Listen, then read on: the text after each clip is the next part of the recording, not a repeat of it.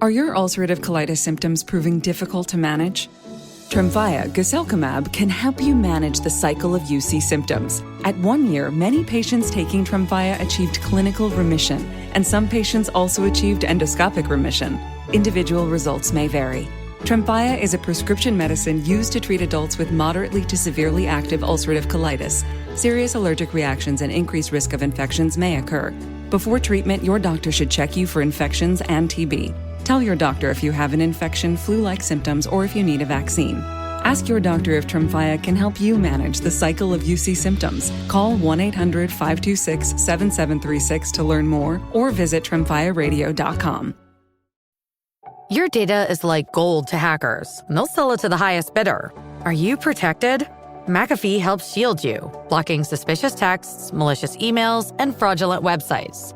McAfee Secure VPN lets you browse safely, and its AI-powered text scam detector spots threats instantly. You'll also get up to $2 million of award-winning antivirus and identity theft protection, all for just $39.99 for your first year. Visit McAfee.com. Cancel anytime. Terms apply.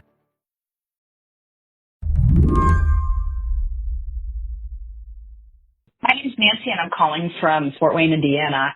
And this might not. A few days back, we got a message here at the show from a listener after my own heart. A listener who cannot help but talk to people about what's going on in the world. Like she said, her name's Nancy. But I am a 64-year-old retiree, and I recently filed for Social Security benefits. And it was We'd asked you to tell us stories about how you are seeing government funding cuts in your own lives. Nancy's story is about Social Security. Her checks were not coming in until she got on the phone with a guy named Larry, who realized Nancy's caseworker was on medical leave, and then he took it upon himself to get her sorted out. And when he was done, he completed the application for me.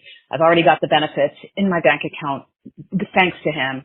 But when he was done, he said, I said to him, so are you expecting, firings at Social Security anytime soon? And he said, we're expecting 7,000 more job eliminations. And I said, how's that going to work? I mean, you're already so behind in benefits. And he said, I honestly don't know. And I said, are you likely to keep your job? And he said, I don't know. Can I just say, I love that Nancy asked this call center worker what was up with him. So just another anecdote to add to your list. Thanks so much. Bye.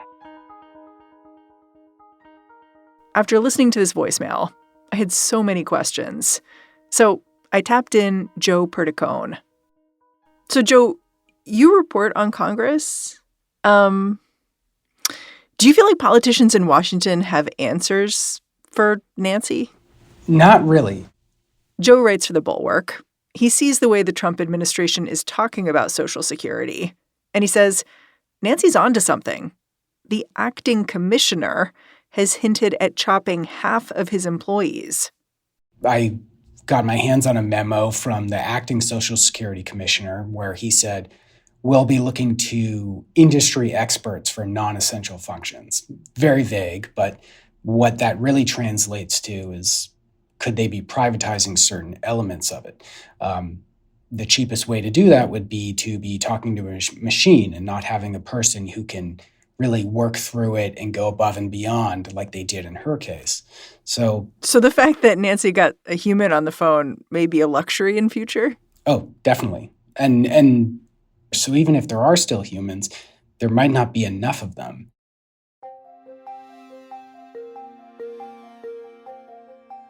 DOGE is in every department now. They have marked Social Security offices for closure. They're looking at ways to cut down in every way they can. And the backlash has been severe, as we saw with some of the rowdy town halls, but severe enough to create a red line for these members of Congress who have this power to stop it? I don't think so. Today on the show, what it might look like for DOGE to go after your Social Security. I'm Mary Harris. You're listening to What Next? Stick around.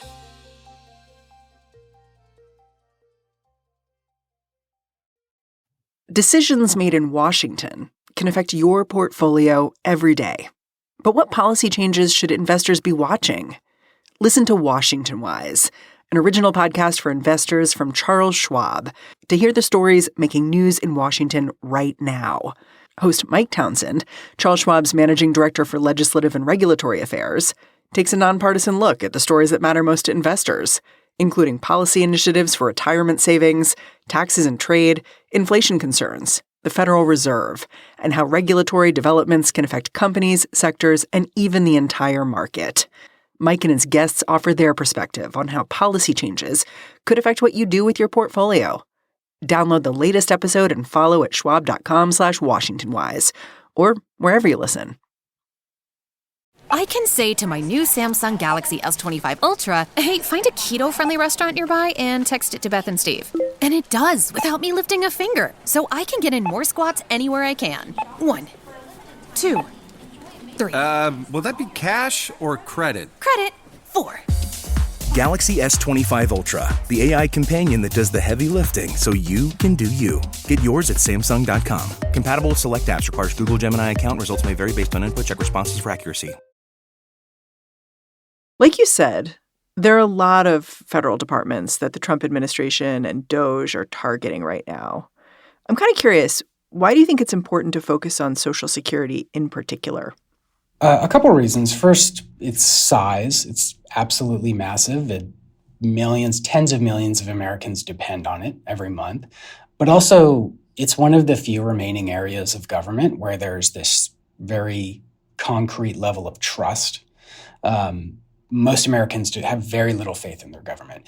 That's not really the case with Social Security. They've never missed a check.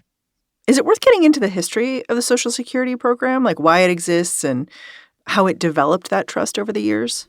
Yeah. So, in response to the Great Depression, it was absolutely necessary because prior to that, people all kind of lived in one home. Families did, multi-generational. And then the Great Depression happened and people became more transient. People moved to cities. They moved across the country. And a lot of them, their savings were wiped out, too, as a result of that. So the economic response was needed. And it turned out to be extremely smart of a thing to do because right after that, obviously, came the baby boom. So now, decades later, we have all these seniors. They've attempted to reduce the Social Security workforce in the past, happened under Reagan. And as a result, you saw a drop in registrants. And after that, it kind of rebounded a bit. But now we're looking at even more severe cuts in this current administration that could have the same or, as most people are predicting, much worse effects. Yeah, and at this point, how many people rely on Social Security? And we should say it's not just people who are older, right? It also provides some disability benefits. Yes, there's, it's not just seniors, it also includes children. And so it's about a little under 75 million. One thing we should make clear before we move on is just the way Social Security works is really simple, right? It's like you get a job and you have this money come out of your check each week, goes to the government. And the idea is that is your kind of investment in the Social Security system. And then eventually when you're older, you can tap into it as a retirement benefit. Yeah. And, throughout your career, every year when you file your taxes, you'll see how much you put into it. And the expectation, and so far it's remained strong, and that's why there's that level of trust in this, is that you're going to get that money back, regardless of, whether you're on the poorest end of the spectrum or even the wealthiest end of the spectrum. You can, file for Social Security. Has Social Security been broadly popular with legislators until now? Or is it more that Social Security is necessary? People like it so much that it's like you just can't touch it. I think there's always kind of been this consensus amongst Republicans in Congress. They know that if they want to get the federal debt down, they have to go through entitlements. And that's super unpopular because the public broadly trusts this thing.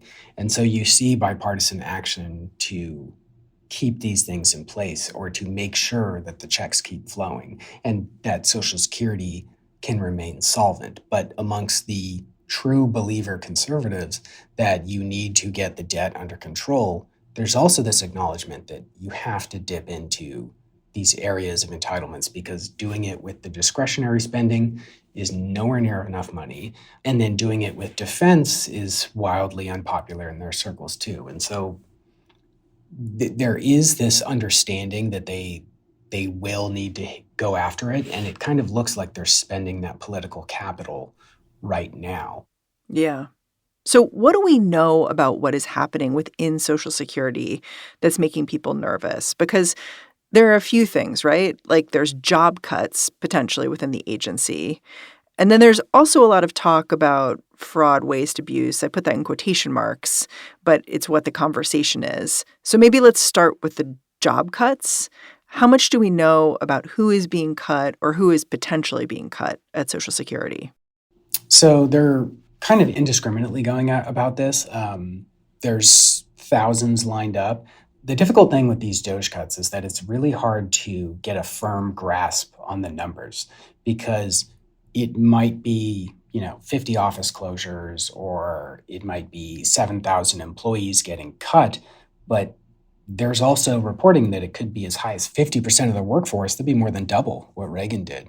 And the lack of clarity from the administration and the lack of action by the majorities in Congress is part of what's, fueling this level of uncertainty because, as we heard on the voicemail, the employee says, well, I don't know if I'm going to get cut.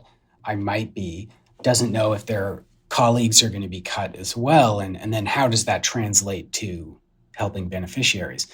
The lack of clarity here is really what's fueling this concern amongst people like Martin O'Malley. The former commissioner, right, under Biden? Yeah. And he was predicting in a very finite timeline a collapse, but that's just the first guess. I mean, it could be, like he said, 30 to 90 days before a collapse. It could be 6 months. It could be a year. It could be tomorrow. We really have no idea with the level of these cuts, the way they happen overnight. And they happen in some cases, without members of Congress being notified when it's occurring in their districts or states. And it's, again, creating mass confusion. Yeah, part of the confusion is this understanding that cuts are happening or coming, and then a lack of information about how the lack of workforce would be made up for. Like every bit of reporting I see basically says we assume or we think that the government would somehow use AI to make up for the fact that people have been fired. But no one seems to quite know because no one's really laying out like, okay, here's the path forward. First, this happens and then that, and we're going to rely on this new technology and here's how it'll work for you. It's just not going down like that. Yeah, and typically when you want to introduce a new component to a government program, let's say they did want to transition to AI and that wasn't a bad idea, there would usually be studies and a process and a committee would draft the way this goes about, or a working group in Congress would figure out exactly how to do this, and then they would whittle it down and narrow it and put it into a funding package. They would outline it for the next year and years to come. They're not really doing that. And that was apparent when we saw that the chairman of the Appropriations Committee, Tom Cole, he was a person, for example, who was blindsided by a Social Security office closure in his district. And because he has the ear of the White House and Elon Musk, he was able to prevent it from being closed. And he bragged about it like it was this great accomplishment, but it was actually it exemplified the lack of fairness in this process and the lack of transparency. Yeah, it sounds a little corrupt. Yeah.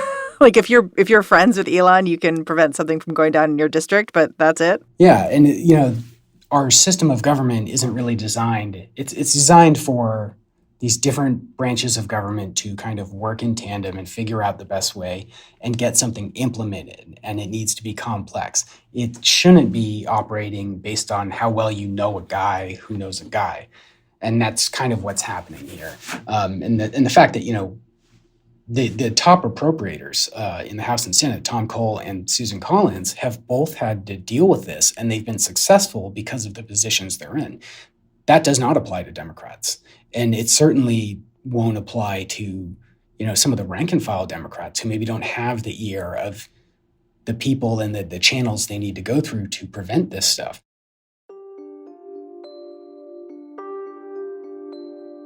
We'll be back after a quick break.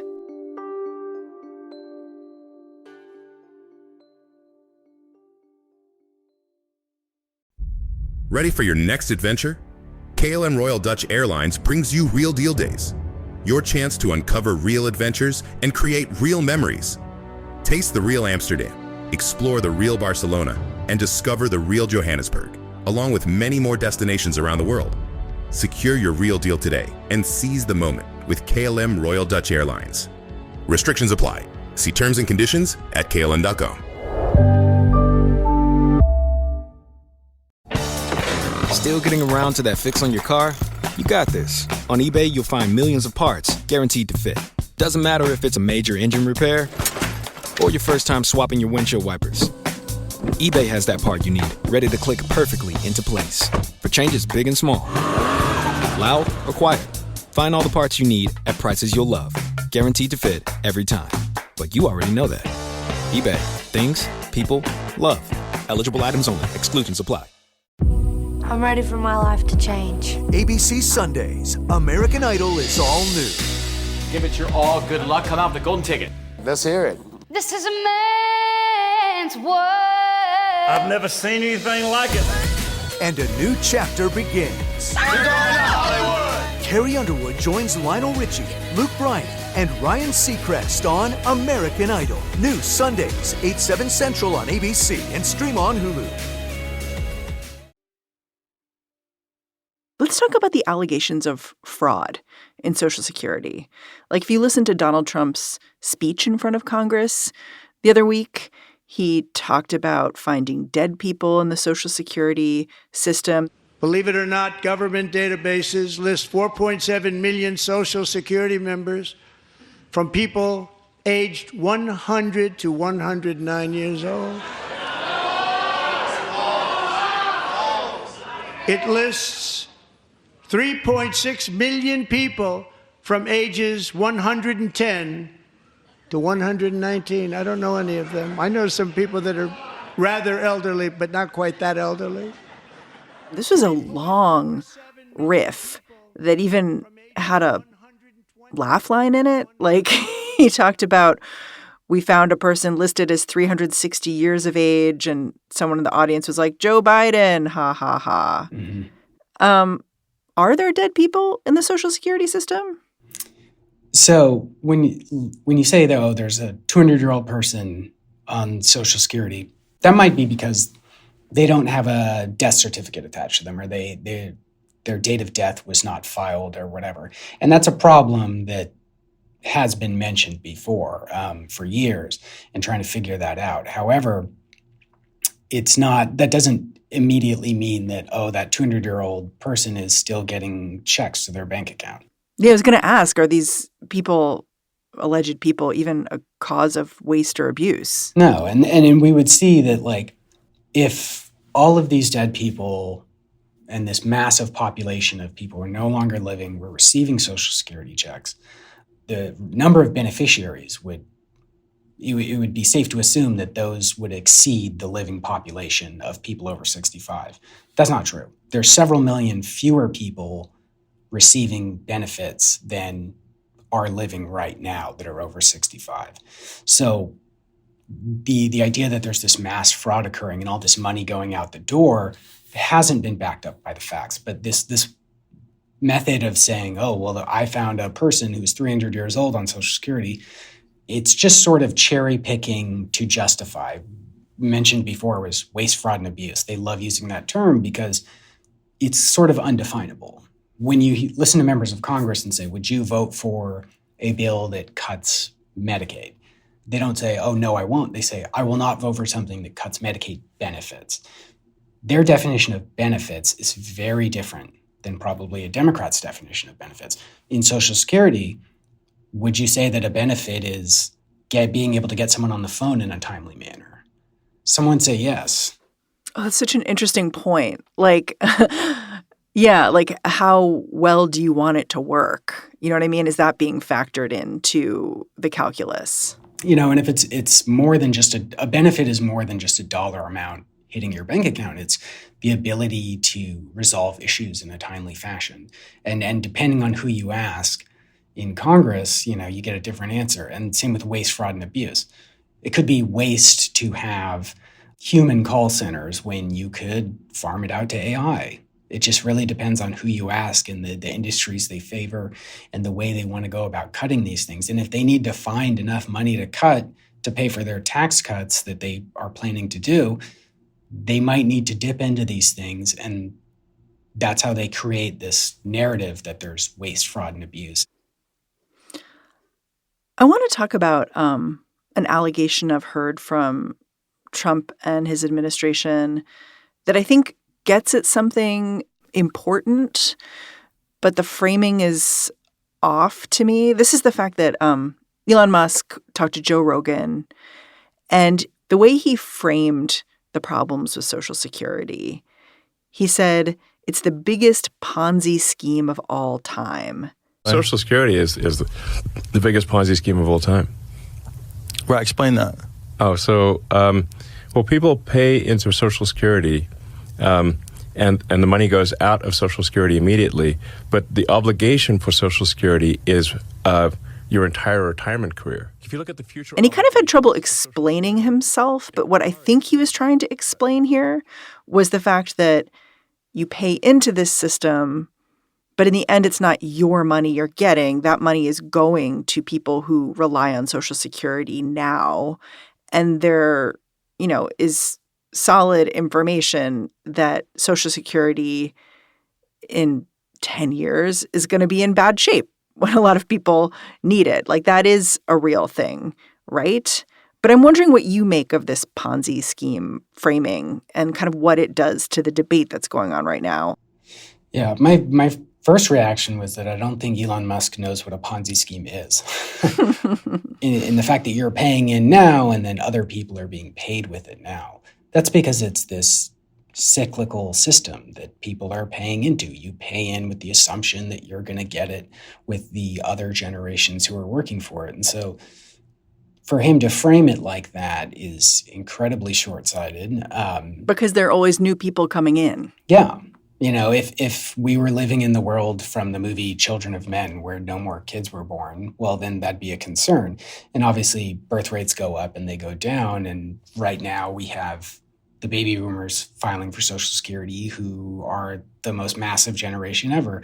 But the idea is that you pay in and then there's this assumption that you get it back out because more Americans are always going to be paying in. If you make it more difficult for Americans to begin paying in or take out now, that creates massive problems on both ends. And so the way to fix this Ponzi scheme, as he called it, really all of their fixes actually exacerbate existing problems. Yeah.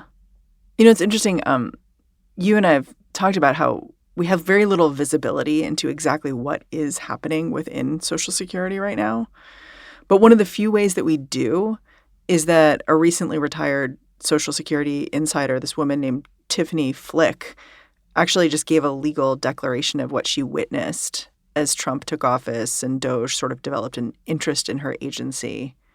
And her concerns were actually kind of different from everyone else's in that she was really concerned about privacy. Her whole thing was, we spend months and years prepping to keep Americans' data secure, basically.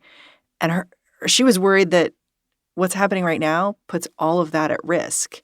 It was this whole other dimension where I was like, hold it, I have to be worried about the agency being sliced and diced. I have to be worried about all these things. And oh, by the way, privacy. It just felt like kind of the cherry on top to me, Yeah, so when in the first couple weeks of DOGE just rifling through the government, when they first got to the Treasury Department and were trying to look into payrolls and maybe into the Social Security payrolls, there was kind of this, oh no, what DOGE is doing is great, the cuts are great. And my colleague Sam Stein and I reported we got our hands on a bunch of letters that members of Congress, Republicans, had sent to constituents in which they were kind of contradicting their public statements where they said, oh, DOGE is great, we're not worried.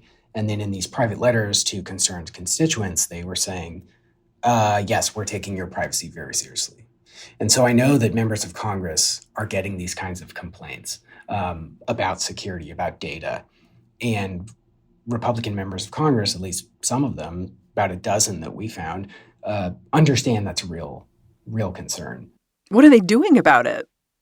Nothing. But they know the concern exists. And I think that when you start receiving the influx of calls and contacts and obviously the big town halls, they understand when it becomes a political risk. In terms of what that translates into, that I think that's a matter of how long that pressure keeps up. If there's major data breaches, which have happened before, not with Social Security, but with private companies all the time, then, that becomes a huge component of this that again, further complicates everything. For what it's worth, it's not just Social Security recipients getting worried right now. ProPublica just obtained a recording of acting Social Security Commissioner Leland Dudek telling senior staff members it would be catastrophic for the people in our country if DOGE were to make changes as sweeping as what it's already done in other agencies. Privacy is a concern, too. Talking about how the agency has been handling citizens' data, Dudek openly wonders, are we going to break something? And then he answers his own question, saying, I don't know. So when will any of this get through to lawmakers? So with Social Security specifically, Republicans in Congress right now are hovering their hands over the hottest stove in politics. And they're listening to how their constituents respond. The concern really is not so much, oh no, are things going to be cut? It's more, will this have political ramifications for me next election cycle? When that becomes understood, you start to see people speak out. But in terms of members of Congress, at least with Republicans, drawing these red lines against what the Trump administration could do, every time a red line has been drawn and crossed by Trump, I've seen them push it further and accept it. And, whether that's an attack on the Capitol or it could be disrupting Social Security. Every time that they've been tested, they've moved the goalposts and they've pushed it away because there is this undying loyalty to Trump and his administration. In terms of it really affecting them politically, that's where you see them start to move. And you start to see it first in these purple swing districts, a lot of which went Republican, whether you look at like Orange County, Southern California, where there are these purple districts. That's an area where there's a lot of seniors. There's a lot of older people who are either filing for the first time or have been filing for a long time. If there's lots of concern there, if you look at even some of the safer Republican areas in Florida and Arizona with heavy senior populations, you could see huge backlash. And I think if people are going to start breaking and start moving away from what this administration is doing, those are probably the first places to look. It's interesting. I've been thinking more and more as we've been talking about the Elon Musk use of the term Ponzi scheme. And I feel like part of what it does is it has the effect of denigrating this program that people have trusted for a long time. And if you denigrate it enough, I feel like you do make it easier to cut because people have this language for thinking of it as a bad thing versus something that their mom needs. Yeah, and the trust is probably one of the best things that Social Security has going for it. And if you erode that trust, then that's more pretext to go after it. Joe, I'm really grateful for your time. Thanks for coming on the show. Had a blast. Thanks. Joe Perticone is a political reporter at the Bulwark. And that's our show. What Next is produced by Paige Osburn, Elena Schwartz, Rob Gunther, Anna Phillips, Madeline Ducharme, and Ethan Oberman. Ben Richmond is the Senior Director of Podcast Operations here at Slate. And I'm Mary Harris. You can go track me down on Blue Sky, say hi. I'm at Mary Harris. Thanks for listening. Catch you back here next time.